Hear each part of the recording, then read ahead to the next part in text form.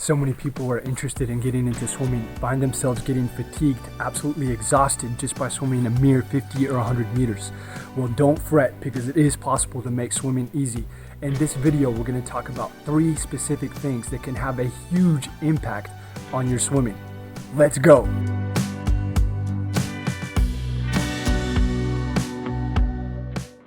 Well, the first thing we want to discuss is, of course, the breathing. Many new swimmers find the breathing really difficult. They're going for a breath and just struggling to breathe because they're super tight.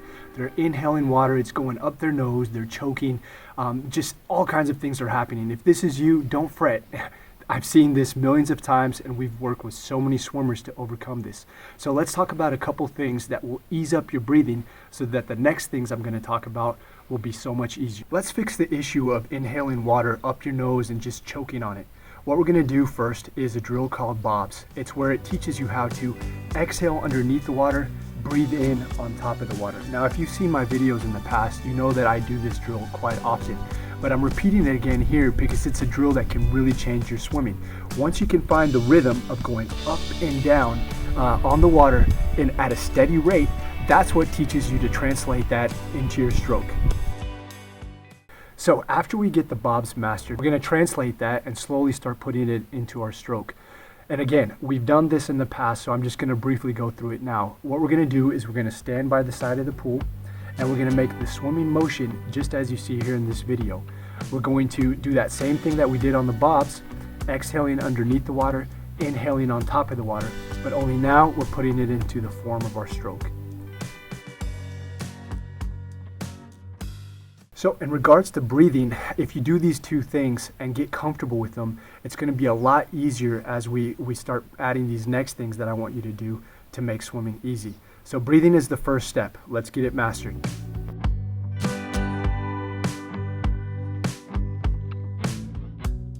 The next thing that gets people super fatigued and just gasping for air at the end of a 50-meter swim or a 100-meter swim is over kicking. New swimmers, because they're fighting the water, they're keeping super tightness in their legs, and they're kicking like crazy because if they feel like if they stop kicking, they're going to sink down. And this could be true with the way they're swimming. Guys, what we want to do is eliminate this. We don't need to kick like crazy. Actually, we can barely kick at all and still use our legs to put power into our stroke. Now, what's going to surprise you when we're talking about how to eliminate overkicking is we're not actually going to talk about kicking technique at the moment. The only thing I'm going to mention in regards to kicking technique is that, guys, we need to eliminate our legs or our feet being at a 90-degree angle. If this is my leg and this is my foot pointing down, we need to simply just point them and leave them floppy. The real trick to get rid of overkicking is actually to fix your body position, okay? And I'm going to show you some drills right now that I've used with so many clients that have got their body position floaty. And once you become buoyant, guess what? You're not fighting the water anymore and you can just relax. So first things first, let's show what correct body position is when we're still not completely in the swimming position. We want to have our arms and our chest fully extended. Look at me right here from the front.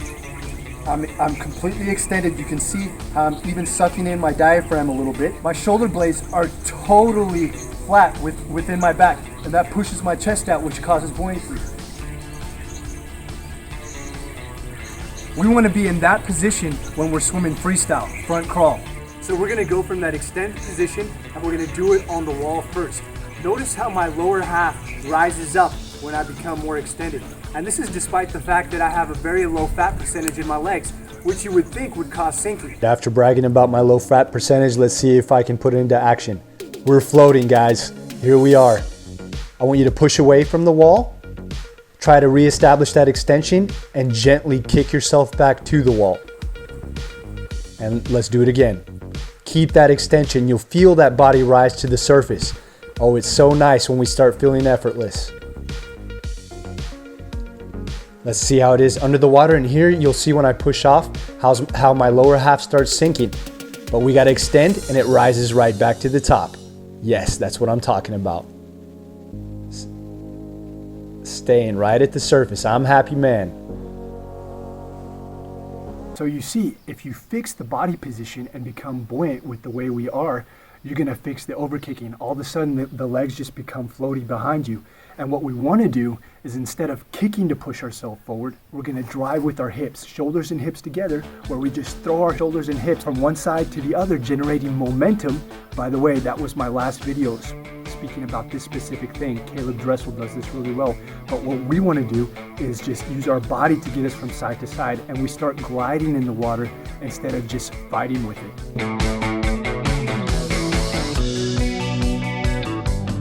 Finally, guys, this third step right here is we're kind of putting the others together. We're putting the breathing element into our stroke. We're putting the good body position to raise ourselves up and get floaty and eliminate overkicking. Because guess what? What's causing fatigue is just chaos in your mind. You're thinking about too many things. You're thinking about, where do I put my elbow? Where do I put my hand? How do I catch the water? What do I do with it underneath? How do I kick at the same time? No, we need to simplify it. Guys, we need to simplify it. And in order to simplify it, we're going to do the catch-up drill.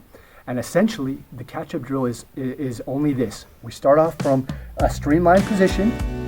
We're going to pull down, take that breath like we practice on the wall, and then we're going to catch up to our other hand before we take another pull. Then we're going to pull down and catch up to our other hand.